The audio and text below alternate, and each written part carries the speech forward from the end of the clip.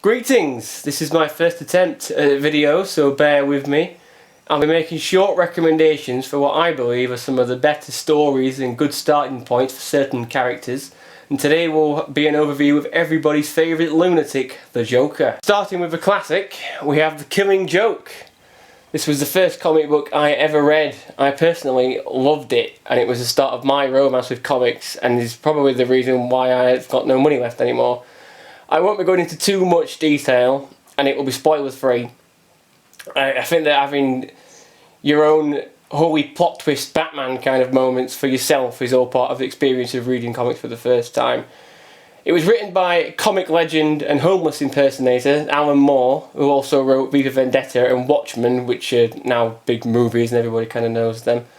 The book is a standalone one-shot, which makes it accessible for newcomers. It explores the origins of the Joker and how he became what he is.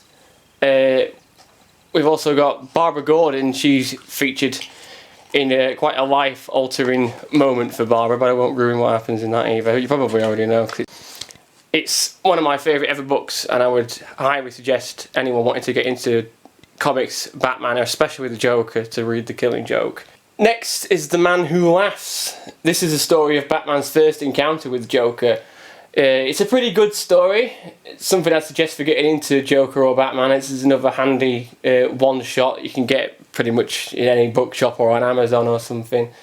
The title itself, The Man Who Laughs, is a nod to the silent movie, which is called The Man Who Laughs, which was the inspiration for the Joker. The main character in The Man Who Laughs has a permanent grin carved into his face, which is where Bill Finger and Bob Kane got the idea for the Joker character from.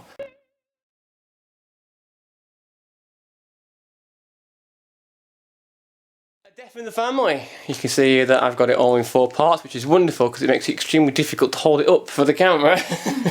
This is a very iconic story arc, as this is where Jason Todd dies. As you can see from the cover of this issue, he's not faring too well there.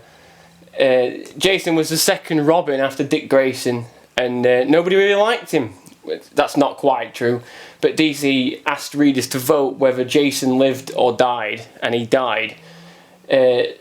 Not only was he killed very violently, but he was killed at the hands of the Joker, only further making the Joker Batman's biggest rival. Just to confuse you more, if you are new to comic books, this is Death of the Family, which is a completely different story, and is about 20-30 years after Death in the Family. The basic plot of it is the Joker decided to kill everybody in Batman's life. Damien and Dick and Barbara and Alfred.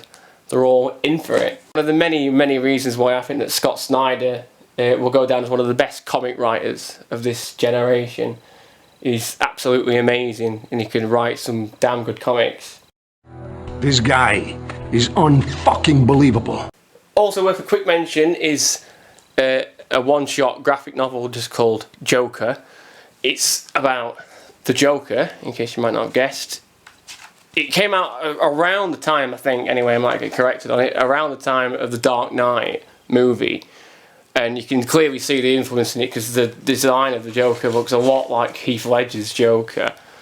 But it's a good book. It's pretty dark, it's pretty gritty and grim, a lot of violence and blood in it. But the artwork is absolutely fantastic. It's really, really well done. And that, you know, if you're wanting to get into Joker, worth having a look at. And finally, a bit more light-hearted than that one, is Mad Love. It's from the Batman Adventures, which is also based around the animated series, the 90s TV show.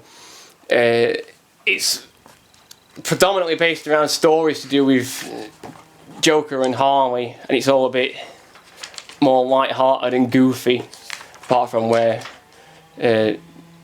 Joker is very violent towards Harley, which is, you know, always a hotly debated topic in comic community. Is the Joker Harley thing fun, or is it got a darker subtext to it that he throws her out of a window in the Mad Love story? But yes, it's a personal favourite of mine. It's a really good fun story and pretty much encapsulates the whole Joker Harley thing. A really good fun book. And that is it. I hope you learned something, or somebody learned something anyway, and it wasn't just a complete waste of time. I'll be posting more similar videos to this very soon on other characters. Any character suggestions you want me to talk about or recommend books for, leave a comment below. Thanks for watching.